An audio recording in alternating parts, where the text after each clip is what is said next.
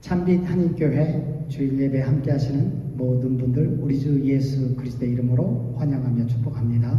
여러분 지난 한 주간 주님과 동행하시며 은혜 가운데 평안한 한 주이셨습니까? 우리가 오늘 말씀을 듣기 전에 먼저 광고 말씀 드리겠습니다. 다음 주부터는 정상적으로 교회에서 예배를 진행할 예정입니다. 이번 주에 성경 공부는 쉽니다. 그리고 코로나 바이러스에 감염되는 사람들이 없고 팬데믹 문제가 잘 해결될 수 있도록 기도 부탁드립니다. 우리 교회에서 선교 후원하는 과테말라에서 섬기시는 이준혜 사모님과 또 인도네시아 수마트라 섬에서 섬기시는 조용수 목사님, 인도 뉴델리에서 섬기시는 정정일 선교사님을 위해서 기도 부탁드리겠습니다. 오늘 말씀입니다. 오늘 말씀은 하박국 1장 12절로 17절입니다. 제가 봉독해 드리겠습니다. 선지자가 이르되 여호와 나의 하나님 나의 거룩한 이시여 주께서는 만세 전부터 계시지 아니하시나이까 우리가 사망에 이르지 아니하리이다. 여호와여 주께서 심판하기 위하여 그들을 두셨나이다. 반석이시여 주께서 경계하기 위하여 그들을 세우셨나이다. 주께서는 눈이 정결하심으로 악을 참아 보지 못하며 패역을 참아 보지 못하시거늘 어찌하여 거짓된 자들을 방관하시며 악인이 자기보다 의로운 사람을 삼키는데도 잠잠하시나이까. 주께서 어찌하여 사람을 바다의 고기 같게 하시며 다스리는 자 없는 벌레 같게 하시나이까. 그가 낚시로 모두 낚으며 그물을 잡으며 투망으로 모으고 그리고는 기뻐하고 즐거워하여 그물에 제사하며 투망 앞에 분향하오니 이는 그것을 힘입어 소득이 풍부하고 먹을 것이 풍성하게 됨이니이다. 그가 그물을 떨고는 계속하여 여러 나라를 무자비하게 멸망시키는 것이 옳으니이까. 아멘. 하나님 아버지, 이 시간 저희가 진리의 생명의 말씀을 대하기를 원합니다. 주의 성령께서 조명하여 주시고 저희에게 들을 길을 주셔서 하나님 말씀을 경청하게 하시고 깨닫게 하시고 진리 가운데로 나아갈 수 있도록 도와주시옵소서. 예수님의 이름으로 기도드렸습니다. 아멘. 여러분 벌써 1월이 절반 지나갔습니다. 해놓은 것은 없는데 시간은 정말 빨리 가는 것 같습니다. 이런 가운데 어떻게 하면 우리 미래를 밝고 영광스럽게 만들 수 있습니까? 오늘 말씀이 그거에 대한 답을 줍니다. 우리가 그거에 대해서 미래를 준비하는 법들에 대해서 우리가 같이 살펴보겠습니다. 우리 1장을 살펴보면 이스라엘 백성이 특별히 유다가 하나님의 말씀에 순종하지 않고 말씀에 대한 무법지대로 변해갑니다. 이것을 본 하박국 선지자는 그들에게 하나님께로 하나님 말씀으로 돌아오도록 외칩니다. 그러나 유다는 듣지 않습니다. 그래서 하나님께 나아가 부르짖습니다. 이 백성을 고쳐주셔서 하나님 말씀에 순종할 수 있도록 부탁합니다. 그렇지만 하나님은 응답하지 않으시다가 마침내 응답하시는데 그 응답은 바벨론을 통해서 심판하시겠다라는 것입니다. 이것에 깜짝 놀란 하박국 선지자는 하나님 앞에 나아가 다시 어필을 합니다. 이 어필은 마치 재판장에서 변호사가 피고인을 위하여 재판하는 것과 같습니다. 오늘 말씀을 통해서 하박국 선지자는 하나님께 두 가지를 요청합니다. 첫 번째는 하나님께서 유다를 심판하시되 멸망시키지는 마시고 그들을 고쳐달라고 요청을 합니다. 두 번째는 하나님께서 유다를 심판하시되 바벨론을 사용하지 마시도록 요청을 합니다. 그리고 각각 그 이유를 하나님께 아뢰입니다. 첫 번째로 하나님께서 이스라엘을 심판하시되 멸망시키지는 마시고 고쳐달라고 하나님께 요청을 합니다.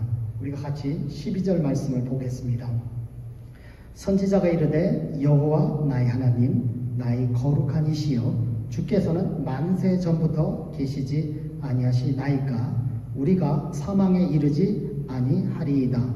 여호와여 주께서 심판하기 위하여 그들을 두셨나이다. 반석이시여 주께서 경계하기 위하여 그들을 세우셨나이다. 하나님께서 유다를 심판하시는데 사망시키지는 마시고 멸망시키지는 마시고 그들을 경계하여 주시도록 부탁합니다. 경계는 고쳐달라는 것이죠. 다시 하나님께로 하나님 말씀으로 돌아올 수 있게 해달라고 하나님께 요청합니다. 그러면서 그 이유를 이렇게 설명합니다. 여호와는 나의 하나님, 나의 거룩한 분이시기 때문에 그렇습니다. 나의 하나님, 또 나의 거룩한 이시여라는 표현은 우리는 하나님과 언약 관계에 있는 백성이기 때문에 그렇습니다.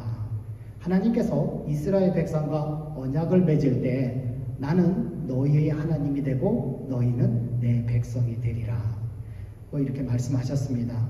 그래서 나의 하나님, 나의 거룩하신 이는 하나님과 우리는 언약 관계에 있습니다. 그리고 그 언약 관계에 있어서 주님은 어떤 분이십니까? 이렇게 말씀합니다. 주께서는 만세 전부터 계시지 아니하시나이까.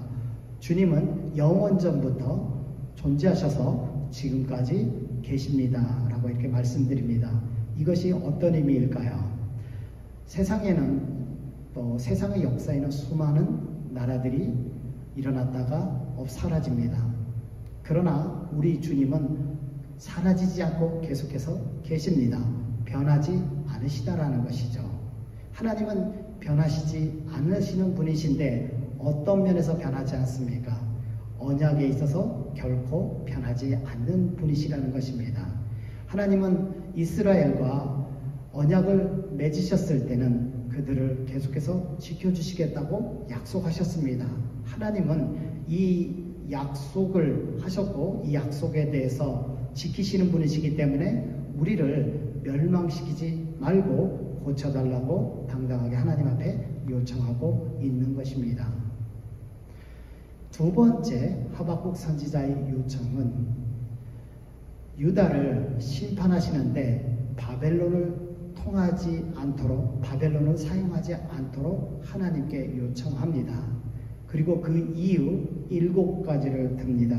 첫 번째 이유는 이렇습니다. 13절에서 주께서는 눈이 정결하심으로 악을 참아 보지 못하시며 패역을 참아 보지 못하거늘 어찌하여 거짓된 자들을 방관하시며 라고 이렇게 말씀을 드립니다.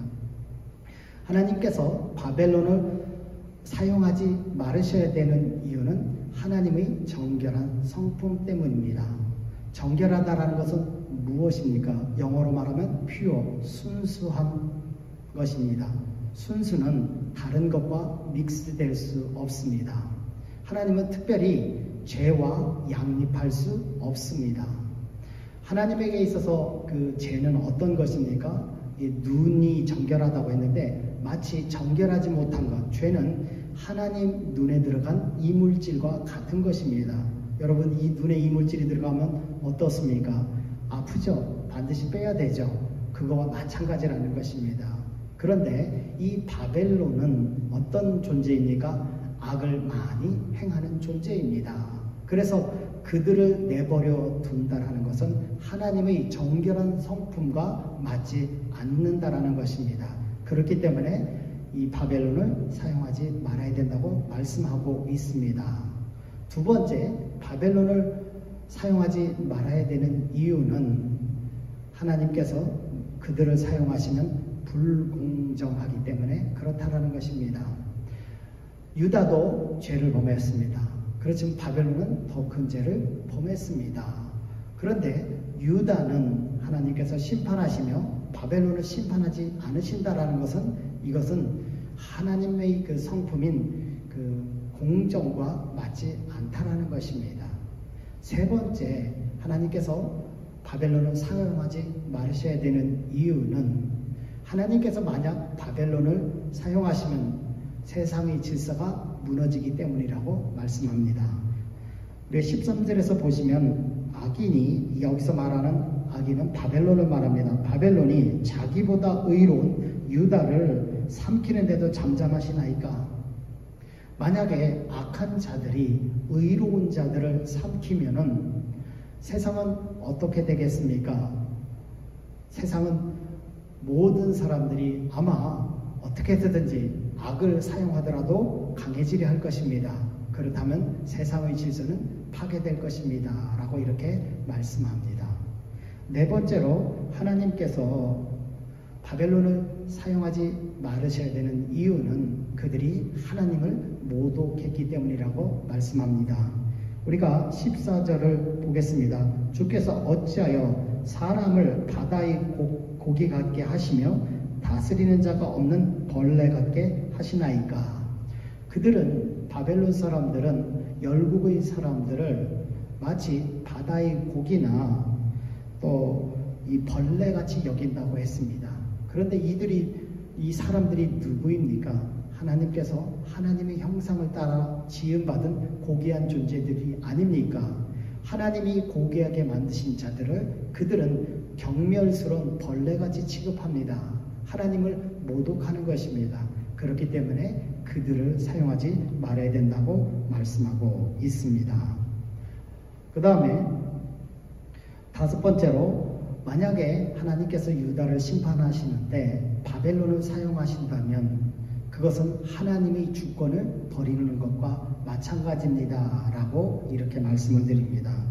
14절 말씀에서 만약 바벨론이 열국을 삼킨다면 그것은 마치, 열국은 어떤 존재냐면 다스리는 자 없는 벌레 같이 된다라고 이렇게 말씀하고 있습니다. 여기서 다스리는 자는 누구입니까? 하나님이십니다. 하나님은 무엇을 하십니까? 섭리를 하십니다. 모든 것들이 질서정연하게 또 옳은 것을 따라 진행하도록 하시는 분이신데, 악을 내버려 두신다면 하나님께서 마치 이것은 주권, 섭리를 저버리시는 것과 마찬가지입니다. 라고 이렇게 말씀을 드립니다. 그리고 여섯 번째로, 하나님께서 유다를 심판하시는데 바벨론을 사용하신다면 그것은 마치 무신론을 서포트하는 것과 마찬가지입니다. 라고 이렇게 말씀을 드립니다. 15절 16절에서 이렇게 말씀합니다. 그가 낚시로 모두 낚으며 그물을 잡으며 투망으로 모으고 그리고는 기뻐하고 즐거워하여 그물에 제사하며 투망 앞에 분향하오니 이는 그것을 힘입어 소득이 풍부하고 먹을 것이 풍성하게 됨이라. 라고 이렇게 말씀을 합니다. 여기서 보면은 그가는 바벨론입니다. 바벨론이 낚시로 모두 낚았다라는 것은 열국을 다 정복하는 것을 말합니다. 그물도, 그런데 여기서 낚시와 그물과 투망, 열국을 정복하는 데 사용한 낚시와 그물과 투망은 그들의 군사력, 또 군사적인 전략들, 자원들을 의미합니다. 그들이 그것을 사용해서 열국을 정복한 다음에 그들이 어떤 일을 하냐면 16절에서 그물에 제사하며, 군사력에 제사하며 투망, 그 군사력 앞에 분향하오니 이는 그것을 힘입어 소득이 풍부하고 먹을 것이 풍성하게 됨이라. 그들이 성공의 이유는 하나님께서 섭리하셔서 그들을 사용하셨기 때문에 그들이 정복한 것이 아니라 그들은 자기들이 가진 군사력 때문에 또 그들이 정복했다고 믿고 그 군사력을 분양하며 또 제사한다고 했습니다. 다른 말로 하면은 신으로 삼는다라는 것이죠.